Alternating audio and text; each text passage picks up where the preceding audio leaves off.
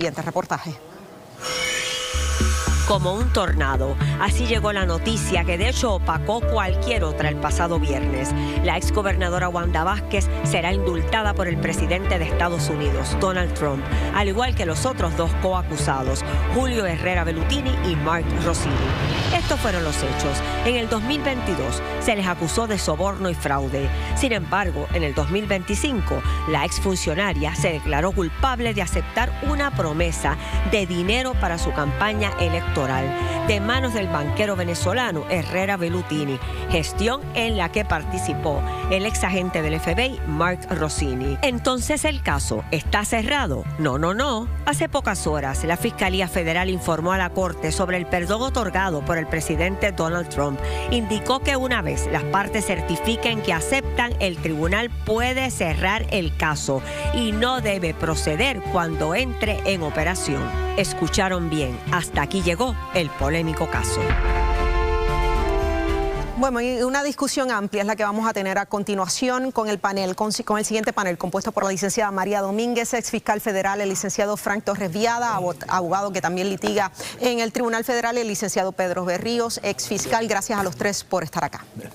Bueno, el tribunal decide, ¿verdad?, e indica que se cierre, que se desestime y se cierre el caso una vez los acusados hagan la información de que recibieron el indulto, ¿verdad?, el conocimiento, tengan conocimiento de eso. Pero llegar hasta aquí hubo que enmendar y hubo que hacer un arreglito, porque se había hecho un indulto con la información incorrecta. Eso no es. Sí, porque acuérdense que hubo un caso en el 2022 que fue la acusación de gran jurado. Exacto. Pero a raíz de la negociación que hubo en Washington, se negoció un menos grave y ese cargo llegó al tribunal por medio de lo que se llama una information, no un indictment, no una acusación formal, sino una acusación emitida por la Fiscalía, y a ese caso se le dio un número del año 25. Y a ese documento y a ese cargo fue que se declararon culpables. Por lo tanto, el indulto no se relaciona a los cargos sobre los cuales se han declarado culpables. Obviamente es un error, es un traspié bastante sorprendente. ¿Pero se arregló? Que yo sepa, aún no se ha corregido, pero no hay ningún impedimento de que se corrija.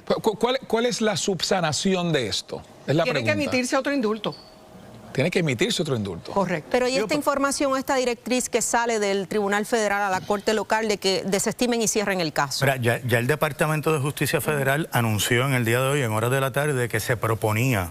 Dijo dos cosas que a mí me parecen interesantes, aunque la primera tal vez no sea técnicamente correcta, pero dijo que la posición oficial del Departamento de Justicia Federal era que el indulto concedido por el presidente Trump finiquitaba el caso y hacía académico tanto los cargos originales como el cargo electoral bajo el cual se declararon culpables los imputados, pero anunció que in abundance of caution, ¿verdad?, en abundancia de cautela, para despejar cualquier duda, iban a emitir un adendum o una enmienda a los términos del perdón presidencial para que expresamente contuviese el número de casos y el delito por el cual se declararon culpables los imputados.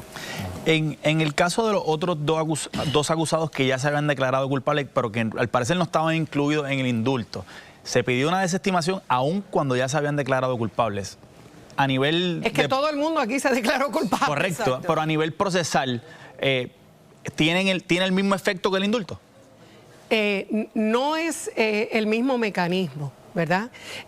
Como ya se ha dicho anteriormente, estas personas no se han sentenciado todavía. Estamos hablando de John Blakeman y Frances Díaz. Correcto. Y el gobierno, la Fiscalía, hoy radicó mociones para ambos acusados que quedan en el caso, indicando que eran personas de menor jerarquía en el caso, de menor culpabilidad, y en el sentido de lo que es justo, estaban solicitando que se le desestimaran los cargos.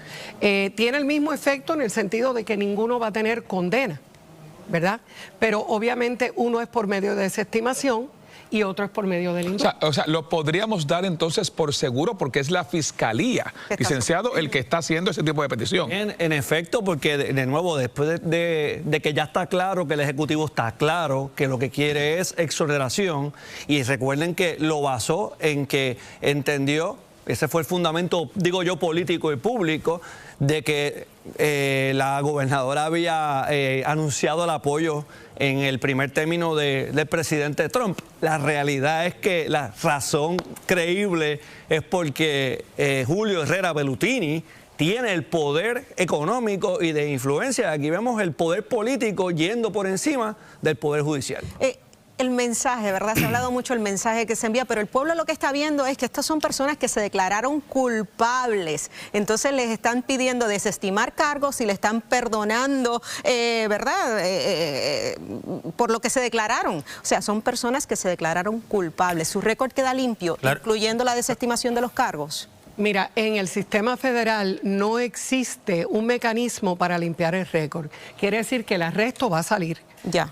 Y se permanece en el récord, pero no es una condena por las razones que ya hemos expresado, por lo que no tienen la misma sanción que un sentenciado federal que tiene un cargo ya al cual ha sido sentenciado, no solo declarado culpable, sino también sentenciado, como que no puede portar armas, no puede votar en elecciones en los Estados Unidos, etcétera, ¿verdad? No tendrían esa sanción. Y otro elemento importante de lo que tú señalas, Lacey, que tiene que entender el público, es que hay una realidad.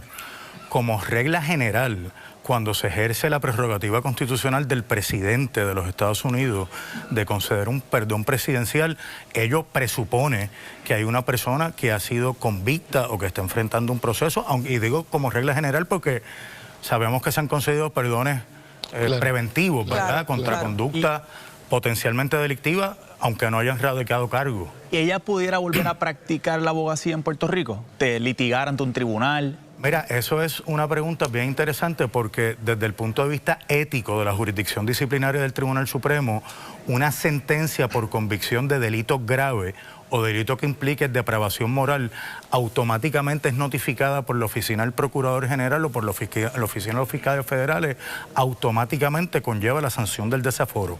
En este caso... Pero es un procedimiento aparte. Es un procedimiento aparte, pero en este caso no va a existir una sentencia de condena, así que ese procedimiento, entre comillas, casi automático de desaforo no estaría disponible.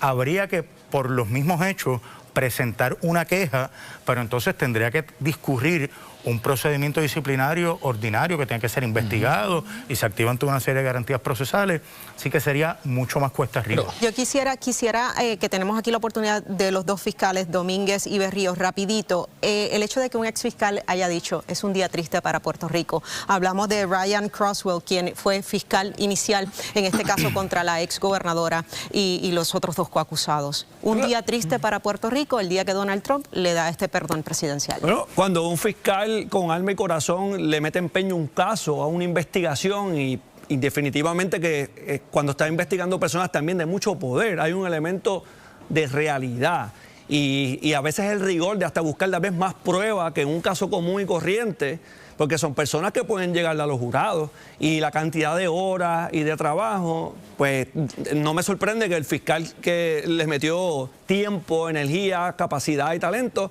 vea que ahora con un plumazo del presidente, pues él puede sentirse triste y frustrado y es comprensible, pero todos tenemos que reconocer que ese es el poder de la democracia constitucional.